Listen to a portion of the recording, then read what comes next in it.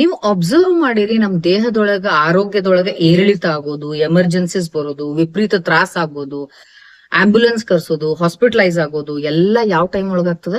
Mid night ಅರ್ ಇರ್ಬೇಕು, ಇಲ್ಲ early morning ಅರ್ ಇರ್ಬೇಕು. ಬೆಳಗ್ಗೆಯಿಂದ ರಾತ್ರಿವರೆಗೂ ನೆಟ್ಟಿಗೆ ಇರ್ತೀವಿ, ರಾತ್ರಿಯಿಂದ ಬೆಳಗ್ಗೆ ಆಗೋ ಅಷ್ಟೊತ್ತಿ ಇಷ್ಟೆಲ್ಲ ಡಂಬರಾಟ ಆಗ್ಬಿಡ್ತದ. ಯಾಕೆ ಹಿಂಗ ಆಗ್ತದ ಅಂತ ವಿಚಾರ ಮಾಡಿರಿ. ಇವತ್ ಆ ವಿಷಯದ ಬಗ್ಗೆ ಡಿಟೇಲ್ ಆಗಿ ನಾನು ಹೇಳ್ತೀನಿ. ಒಂದು 10 ರೀಸನ್ಸ್ ಅನ್ನ ನಾನು ಹೇಳ್ತೀನಿ. ಯಾರು ವಿಡಿಯೋ ನೋಡ್ಲಿಕ್ಕಂತಿರಲ್ಲ ಯಾರು ಸ್ಕಿಪ್ ಮಾಡ್ಲಾರ್ದಂಗ ಕಂಪ್ಲೀಟ್ ಆಗಿ ನೋಡ್ರಿ. ಎಲ್ಲರಿಗೂ ನಮಸ್ಕಾರ. ಈಗ ನಾ ಹೇಳಿದ್ನಲ್ಲ, ಈ ಹಾಸ್ಪಿಟಲೈಸ್ ಆಗೋದು, ಸೀರಿಯಸ್ ಆಗೋದು, ಏರ್ಪೇರ್ ಆಗೋದು, ಹೆಲ್ತ್ ಒಳಗಡೆ ಆಂಬ್ಯುಲೆನ್ಸ್ ಕಾಲ್ ಮಾಡೋದು, ಹಾಸ್ಪಿಟಲ್ ಅಡ್ಮಿಟ್ ಆಗೋದು, ಇವೆಲ್ಲ ಆಗೋದು ಒಂದು ರಾತ್ರಿ ಆಗ್ತಾವ, ಅರ್ಲಿ ಮಾರ್ನಿಂಗ್ ಆಗ್ತಾವ.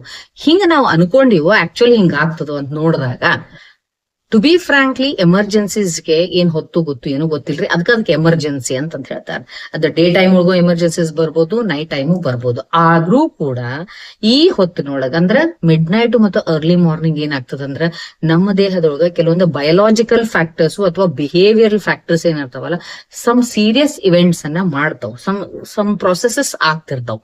ಅದ್ರೊಳಗೆ ಇವತ್ ನಾನು 10 ಏನೇನ್ ಆಗ್ತಾವ್, 10 ಫ್ಯಾಕ್ಟರ್ಸ್ ಏನೇನ್ ಆಗ್ತಾವ್ ಅನ್ನೋದನ್ನ ನಿಮ್ ಜೊತೆ ಡಿಸ್ಕಸ್ ಮಾಡ್ತೀನಿ. ಯಾರು ಫಸ್ಟ್ ಟೈಮ್ ನೋಡ್ಲಿಕ್ಕತ್ತಿರಲ್ಲ ದಯವಿಟ್ಟು ಚಾನೆಲ್ ಅನ್ನ ಸಬ್ಸ್ಕ್ರೈಬ್ ಮಾಡ್ಕೊಡ್ರಿ ಮತ್ತು ವಿಡಿಯೋ ಎಲ್ಲೂ ಸ್ಕಿಪ್ ಮಾಡ್ಲಾರ್ದ ಕೊನೆಯವರೆಗೂ ನೋಡ್ರಿ. ಬಹಳ ಇಂಟ್ರೆಸ್ಟಿಂಗ್ ಅದ ಮತ್ತು ಇನ್ಫಾರ್ಮೇಟಿವ್ ಇರುವಂತ ಒಂದು ವಿಡಿಯೋ ಇದು. ಯಾಕಂದ್ರೆ ಎಲ್ಲರ ತಲೆ ಒಳಗೂ ಇರ್ತದ ನೋಡ್ರಿ, ಹಿಂಗ್ಯಾಕ್ ರಾತ್ರಿ ಆದ ತಕ್ಷಣ ನಮ್ ಸಮಸ್ಯೆ ಶುರು ಆಗ್ತಾವು ಅನ್ನೋದಕ್ಕೆ ಇವತ್ ನಿಮ್ಗೆ ಇಲ್ಲಿ ಉತ್ತರ ಸಿಗಬಹುದು ಅಂತ ನನಗ ಅನಿಸ್ತದ. ನಂಬರ್ 1 ರೀಸನ್ ಏನು ಅಂದ್ರೆ ಮಾರ್ನಿಂಗ್ ಕಾರ್ಟಿಸೋಲ್ ಸರ್ಜ್ ಆಗ್ತದ.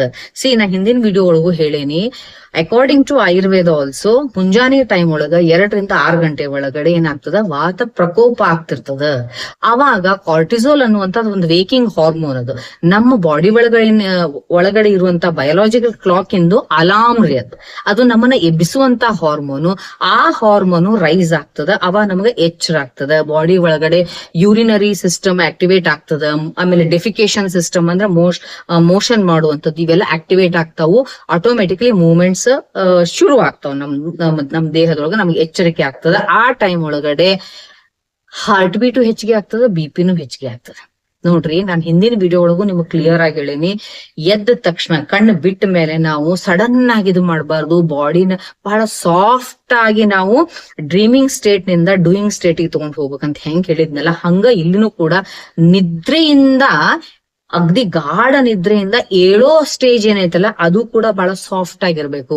ಒಂದ್ ರೀತಿ ಹೂ ಅರಳದಂಗ ಬಹಳ ಸ್ಮೂತ್ ಆಗಿ ನಾಜೂಕಾಗಿ ನಮ್ಮ ಬಾಡಿ ಟ್ರಾನ್ಸಿಷನ್ ಅನ್ನ ಅನುಭವಿಸ್ಬೇಕು.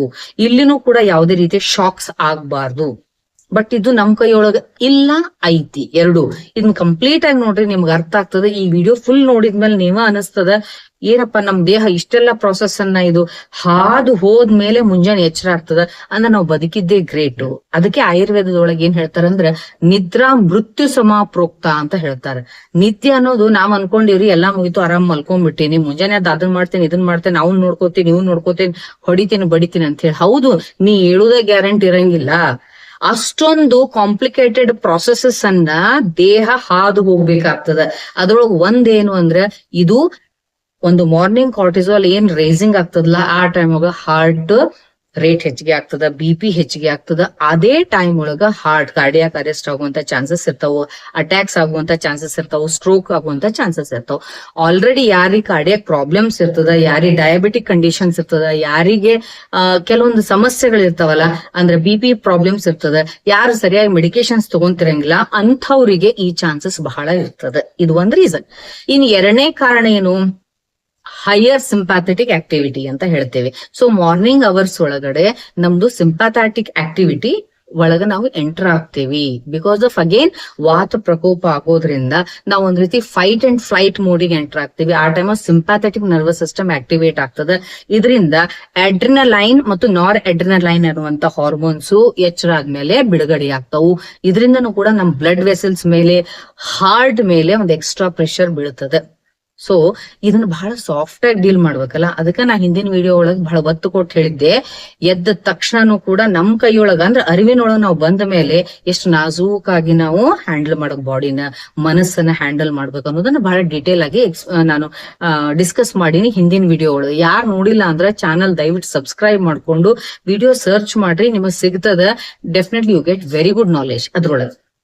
ಬಟ್ ನಾವೇನ್ ಮಾಡ್ತೇವಿ, ಮುಂಜಾನೆ ಎದ್ದ ತಕ್ಷಣ ಮೊಬೈಲು, ಸೋಷಿಯಲ್ ಮೀಡಿಯಾ ಇಂಥವೆಲ್ಲ ಮಾಡ್ಕೊಂಡು ಒಂದ್ ರೀತಿ ಹೆಂಗ್ ಮಾಡ್ತೀವಿ ಅಂದ್ರ ಬ್ರೇಕ್ ಫೇಲ್ ಆದ ಗಾಡಿಗೆ ಎಕ್ಸಲೇಟರ್ ಕೊಟ್ಟಂಗ್ ಮಾಡ್ತೇವ್ ನಾವು. ಅರ್ಥ ಆಯ್ತಾ ನಿಮ್ಗೆ? ಇದ ಮೊದ್ಲ ಅಡ್ಡ ತಿಡಿ ಓಡ್ತಿರ್ತದ, ಅದಕ್ ಮತ್ ಎಕ್ಸಲರೇಷನ್ ಕೊಟ್ಬಿಟ್ವಿ ಅಂದ್ರ ಆಕ್ಸಿಡೆಂಟ್ ಗ್ಯಾರಂಟಿ.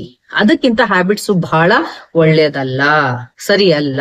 ನೀವು ಫುಲ್ ವಿಡಿಯೋ ನೋಡಿದ್ಮೇಲೆ ಲಾಸ್ಟ್ ನೀವ ಹೇಳ್ತೀರಿ, ಅಬ್ಬಾ ಇದ ರೀಸನ್ಗೆ ಏನು ನಾವು ಎದ್ದ ಮೇಲೆ ದೇವ್ರಿಗೆ ಕೃತಜ್ಞತೆ ಹೇಳ್ಬೇಕು, ನಾವ್ ಇಷ್ಟು ಪ್ರೊಸೆಸ್ ಅನ್ನ ಹಾದ್ ಹೋಗಿ ಎದ್ದೀವಿ ಅಂದ್ರೆ ಒಂದ್ ರೀತಿ ಗೆದ್ದಂಗ ನಾವು ಬದುಕಿ ಬಂದಿವಲ್ಲ ಅನ್ನೋ ಟೈಪ್ ನಮ್ಮ ದೇಹ ಅನುಭವಿಸ್ತಿರ್ತದ್ರಿ. ಓಕೆ, ಇನ್ನು 3ನೇ ಪಾಯಿಂಟ್ ಏನಾಗ್ತದ ಗೊತ್ತೇನು, ನಮ್ಮ ಬ್ಲಡ್ ಮುಂಜಾನೆ ಟೈಮ್ ಒಳಗ ಕ್ಲಾಟಿಂಗ್ ಪ್ರಾಸೆಸ್ ಹೆಚ್ಚಿಗೆ ಆಗ್ತದ. ಬ್ಲಡ್ ಬಹಳ ಪ್ಲೇಟ್ಲೆಟ್ಸ್ ಆಕ್ಟಿವಿಟಿ ಹೈ ಆಗ್ತಾವು ಅರ್ಲಿ ಮಾರ್ನಿಂಗ್.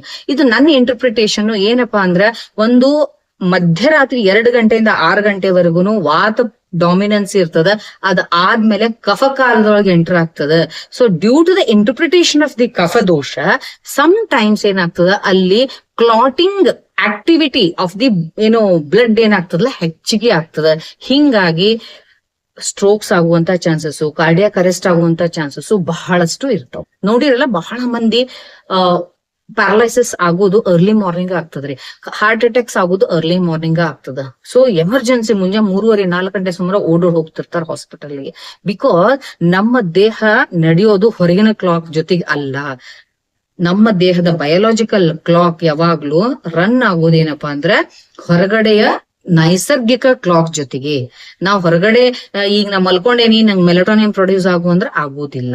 ಓಕೆ, ನಿನಗ ಸೂರ್ಯೋದಯ, ಸೂರ್ಯಾಸ್ತ, ಚಂದ್ರೋದಯ, ಚಂದ್ರಾಸ್ತ, ನೇಚರ್ ಮೇಲೆನೆ ನಮ್ಮ ದೇಹ, ಅಕಾರ್ಡಿಂಗ್ ಟು ನೇಚರ್ ನಮ್ ದೇಹ ಫಂಕ್ಷನ್ ಮಾಡ್ತಿರ್ತದ. ಅದಕ್ಕೆ ಆಯುರ್ವೇದದೊಳಗ ಸ್ಪಷ್ಟವಾಗಿ ನೀವು ದಿನಚರ್ಯ ಫಾಲೋ ಮಾಡ್ರಿ, ಋತುಚರ್ಯ ಫಾಲೋ ಮಾಡ್ರಿ, ಅಂದ್ರ ನಿಮ್ಮ ಆರೋಗ್ಯವನ್ನ ಕಾಪಾಡ್ಕೋಬಹುದು ಅಂತ ನಮ್ಮ ಆಚಾರ್ಯರು ಸ್ಪಷ್ಟವಾಗಿ ಹೇಳ್ಯಾರ. ಬಟ್ ಅದೀಗ ಹುಡುಗಾಟಿಕೆ ಆಗ್ಬಿಟ್ಟದ, ಬಹಳ ಫನ್ನಿ ಆಗಿ ತಗೊಳ್ಳೋದು.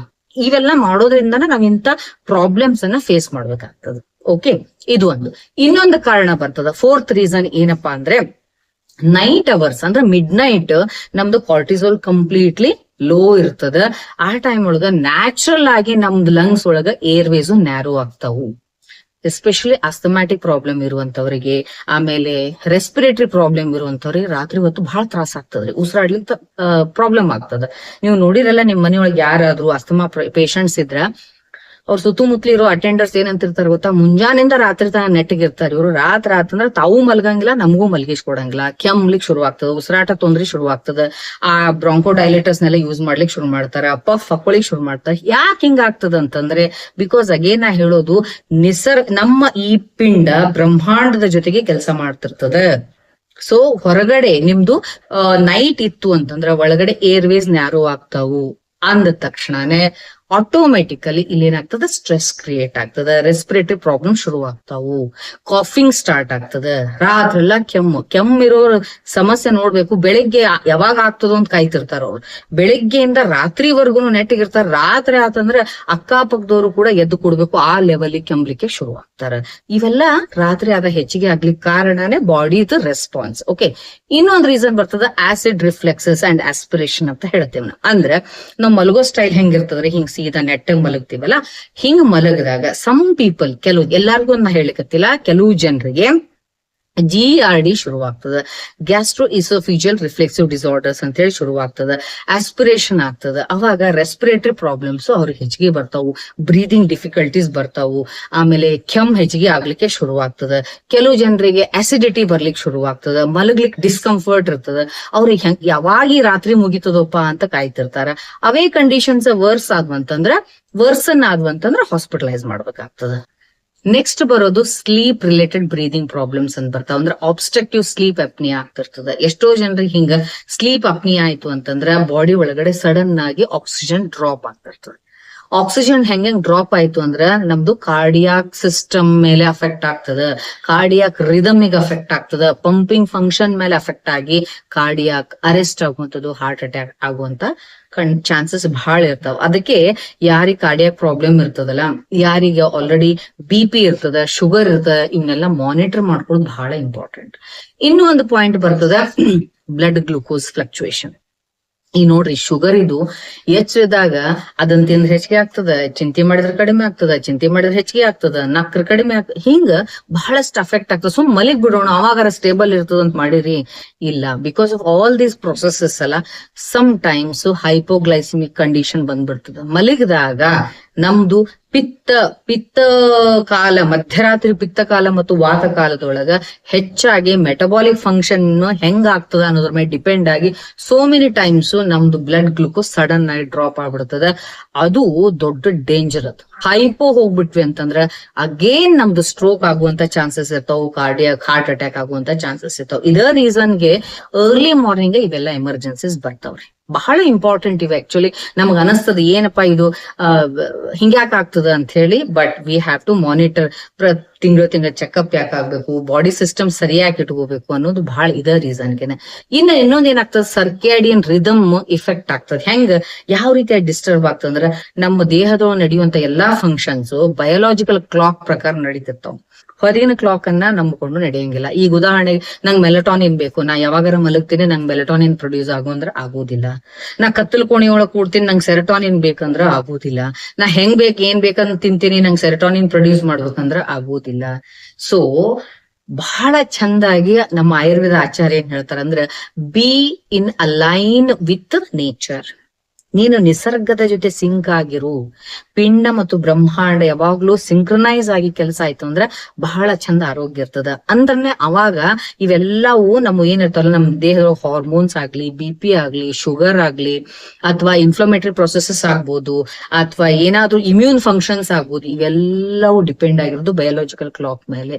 ಅದಕ್ಕೋಸ್ಕರ ಒಳಗಡೆ ಇರುವಂತ ನಮ್ ಸರ್ಕೇಡಿಯನ್ ರಿದಮ್ ಅನ್ನ ನಾವು ಡಿಸ್ಟರ್ಬ್ ಮಾಡ್ಕೋಬಾರ್ದು. ಅಂದ್ರೆ ಋತುಚರ್ಯ, ದಿನಚರ್ಯ ಅತ್ಯವಶ್ಯಕ. ಇವನ್ನ ಫಾಲೋ ಮಾಡ್ಲೇಬೇಕಾಗ್ತದ.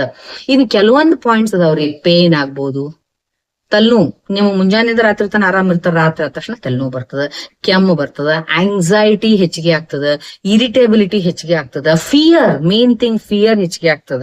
ಬೆಳಗ್ಗೆಯಿಂದ ಸಾಯಂಕಾಲದವರೆಗೂ ನಾನು ಎಲ್ಲಾ ಗೆಲ್ತೀನಿ ಅನ್ನೋ ಮನುಷ್ಯನು ಕೂಡ ರಾತ್ರಿ ಆಯ್ತು ಅಂತಂದ್ರ ಬಿಕಾಸ್ ಆಫ್ ಬಾಡಿ ಮತ್ತು ಹೊರಗಡೆ ಬ್ರಹ್ಮಾಂಡ ಪಿಂಡಾಡ ನಡುವೊಂದು ಸಿಂಕ್ ಇಲ್ಲ ಅಂತಂದ್ರ ಫಿಯರ್ ಅನ್ನ ಅನುಭವಿಸ್ಲಿಕ್ಕೆ ಶುರು ಮಾಡ್ತಾನ. ಇದಕ್ಕೋಸ್ಕರ ನಾವೇನ್ ಹೇಳ್ತೇವಿ, ಫಸ್ಟ್ ಬಿ ವಿತ್ ನೇಚರ್. ಪಂಚಮಹಾಭೂತಗಳ ಜೊತೆಗೆ ನೀವು ಆದಷ್ಟು ಪ್ರತಿ ದಿವಸ ಕಾಂಟ್ಯಾಕ್ಟ್ ನಾಗಿರುವುದನ್ನ ರೂಢಿ ಮಾಡ್ಕೋಬೇಕು. ಹೆಂಗಿರಬೇಕು ಅನ್ನೋದ್ರ ಬಗ್ಗೆನೂ ಕೂಡ ಇಂಡಿವಿಜುವಲ್ ಆಗಿ ನನ್ನ ವಿಡಿಯೋ ಮಾಡಿ ನಾನು ಪೃಥ್ವಿ ಮಹಾಭೂತ ಜೊತೆಗೆ ಯಾವ ರೀತಿಯಾಗಿರ್ಬೇಕು, ಆ ತೇಜ, ವಾಯು, ಆಕಾಶ, ಈ ಪಂಚಮಹಾಭೂತಗಳ ಜೊತೆಗೆ ಯಾವ ರೀತಿಯಾಗಿ ನಾವು ಇವನ್ ಸಿಟಿ ಒಳಗಿದ್ರು ಹೆಂಗ್ ಕಾಂಟ್ಯಾಕ್ಟ್ ಒಳಗಿರ್ಬೇಕು ಅನ್ನೋದನ್ನ ಸೆಪರೇಟ್ ಆಗಿ ವಿಡಿಯೋ ಮಾಡಿ ನಾನು ಚಾನೆಲ್ ಸಬ್ಸ್ಕ್ರೈಬ್ ಮಾಡ್ಕೊಂಡು ಸರ್ಚ್ ಮಾಡ್ಕೊಂಡು ಎಲ್ಲಾ ವಿಡಿಯೋಸ್ ನೋಡ್ರಿ. ಡೆಫಿನೆಟ್ಲಿ ನಿಮ್ಗ ಪ್ರಾಕ್ಟಿಕಲ್ ಆಗಿ ಮತ್ತು ಬಹಳ ಒಳ್ಳೆ ಇನ್ಫಾರ್ಮೇಟಿವ್ ಇರುವಂತ ವಿಡಿಯೋಸ್ ಸಿಗ್ತಾವ. ಓಕೆ, ಇನ್ನು ಒಂದ್ ಏನಾಗ್ತದ ಗೊತ್ತಾ, ನಾವು ಸಮ್ಟೈಮ್ಸ್ ಕಾರಣ ಏನು ಅಂತಂದ್ರೆ ಸಾಯಂಕಾಲದ ಹೊತ್ತಿನಾಗ ಸಿಂಪ್ಟಮ್ಸ್ ಬಂದಿರ್ತಾವ, ನಮಗ್ ಬಾಡಿ ತೋರಿಸ್ತಿರ್ತದ. ಏನೋ ಒಂದ್ ರೆಸ್ಪಿರೇಟರಿ ಪ್ರಾಬ್ಲಮ್ ಆಗಿರ್ತದ, ಅಥವಾ ಚೆಸ್ಟ್ ಪೇನ್ ಆಗಿರ್ತದ, ಏನೋ ಸಿಂಪ್ಟಮ್ಸ್ ತೋರಿಸ್ತಿರ್ತದ. ನಾವು ಸೋ ಮೆನಿ ಟೈಮ್ಸ್ ಈವ್ನಿಂಗ್ ಇದನ್ನ ನೆಗ್ಲೆಕ್ಟ್ ಮಾಡ್ಬಿಡ್ತೀವಿ. ಸೊ ನೆಗ್ಲೆಕ್ಟ್ ಮಾಡಿದ್ವಿ ಅಂತಂದ್ರೆ ಇದು ಎಮರ್ಜೆನ್ಸಿ ಹಾಕಿಸ್ಕೊಳ್ತದ. That's very important. ನಿಮ್ಮ ಮಿಡ್ ನೈಟ್ ಎಮರ್ಜೆನ್ಸಿ ಬರಬಾರ್ದು ಅಂದ್ರೆ ಸಾಯಂಕಾಲನೇ ನೀವೇನ್ ಮಾಡ್ಕೋಬೇಕು, ಇದನ್ನ ಅಡ್ರೆಸ್ ಮಾಡಿ ಇಮಿಡಿಯೇಟ್ ಆಗಿ ಕನ್ಸರ್ನ್ ಪರ್ಸನ್ಸ್ ಅನ್ನ, ಡಾಕ್ಟರ್ಸ್ ಅನ್ನ ನೀವು ಕನ್ಸಲ್ಟ್ ಮಾಡ್ಕೊಂಡು ಟ್ರೀಟ್ಮೆಂಟ್ ತಗೊಳ್ಳೋದನ್ನ ಕಲಿಬೇಕು. ಇವೆಲ್ಲಾ ಪಾಯಿಂಟ್ಸ್ ಅನ್ನ ಕೇಳಿದಾಗ ನಿಮಗೆ ಈಗ ಅನಿಸ್ತದೋ ಇಲ್ಲೋ, ಅಬ್ಬಾ ಮುಂಜಾನೆ ಎದ್ದ ಮೇಲೆ ನಾ ಎಂಥ ಒಂದು ಫೇಸ್ ಅನ್ನ ದಾಟ್ ಬಂದೇನೆ. ಈಗ ನೀವು ದೇವ್ರಿಗೆ ಥ್ಯಾಂಕ್ಸ್ ಹೇಳ್ಬೇಕೋ ಬೇಡೋ, ಇಂಥ ಒಂದ್ ಪ್ರೊಸೆಸ್ ಒಳಗೂ ನಾನು ಆರಾಮಾಗಿ ನಿದ್ದೆ ಮಾಡಿ ಎದ್ದು ಇವತ್ ಅಗೇನ್ ಸೂರ್ಯನನ್ನ ನೋಡೀನಿ ಅಂತಂದ್ರ we must thank that universal energy. ಆ ಬ್ರಹ್ಮಾಂಡ ಶಕ್ತಿಗೆ ನಾವು ಥ್ಯಾಂಕ್ಸ್ ಹೇಳಲೇಬೇಕಾಗ್ತದ. ಮತ್ತ ಹಿಂಗಾರ್ ನಾಳೆನೂ ಆಗ್ತದ. ಅದಕ್ಕೋಸ್ಕರ ನಮ್ಮ ಎಲ್ಲಾ ಹೆಲ್ತ್ ಅನ್ನ ಕಾಪಾಡ್ಕೋಬೇಕು. ಇದಕ್ಕೆ ದಿನಚರ್ಯ, ಋತುಚರ್ಯ ಫಾಲೋ ಮಾಡ್ಲೇಬೇಕಾಗ್ತದ. ಈಗ ಅರ್ಥ ಆಯ್ತಲ್ಲ ನಿಮಗ ಅರ್ಲಿ ಮಾರ್ನಿಂಗ್ ಅಥವಾ ಮಿಡ್ ನೈಟ್ ಯಾಕೆ ನಾವು ಎಮರ್ಜೆನ್ಸೀಸ್ ಆಗ್ತದ, ಬಾಡಿ ಒಳಗೆ ಏನೇನ್ ಚೇಂಜಸ್ ಆಗ್ತಾವ ಅಂತೇಳಿ. ನಾ ಈ ಹೇಳಿರುವಂತ ಪಾಯಿಂಟ್ಸ್ ನಿಮ್ಗೆ ಹೌದಪ್ಪ ಅಡ್ಡಿ ಇಲ್ಲ ಅಂತ ಹೇಳಿ ನಿಮ್ಗೆ ಅರ್ಥ ಆಗಿದ್ರ ದಯವಿಟ್ಟು ಈ ವಿಡಿಯೋನ ಬಹಳ ಜನರಿಗೆ ಶೇರ್ ಮಾಡ್ರಿ. ಅವರು ತಮ್ಮ ಆರೋಗ್ಯ ಕಾಪಾಡ್ಕೊಳ್ಳಿಕ್ಕೆ ಹೆಲ್ಪ್ ಮಾಡ್ದಂಗ ಆಗ್ತದ. ಅಂಡ್ ಚಾನೆಲ್ ಸಬ್ಸ್ಕ್ರೈಬ್ ಮಾಡ್ಕೊಡ್ರಿ, ಲೈಕ್ ಮಾಡ್ರಿ. ಲೈಕ್ ಆದ್ರೆ ಲೈಕ್ ಮಾಡ್ರಿ. ದೆನ್ ನಿಮ್ಮ ವ್ಯಾಲ್ಯೂಯಬಲ್ ಕಮೆಂಟ್ಸ್ ಅನ್ನ ದಯವಿಟ್ಟು ಕಮೆಂಟ್ಸ್ ಅಲ್ಲಿ ಹಾಕ್ರಿ. ಅವುಗಳ ಬೇಸ್ ಮೇಲೆ ಮತ್ತೆ ನಾ ಯಾವ ಇನ್ಫಾರ್ಮೇಶನ್ ಕೊಡಬೇಕು ಅಂತ ಡಿಸೈಡ್ ಮಾಡಿ ನಿಮ್ ಜೊತೆ ನಾನು ಆ ವಿಷಯಗಳನ್ನ ಶೇರ್ ಮಾಡ್ತೇನೆ. Thank you very much.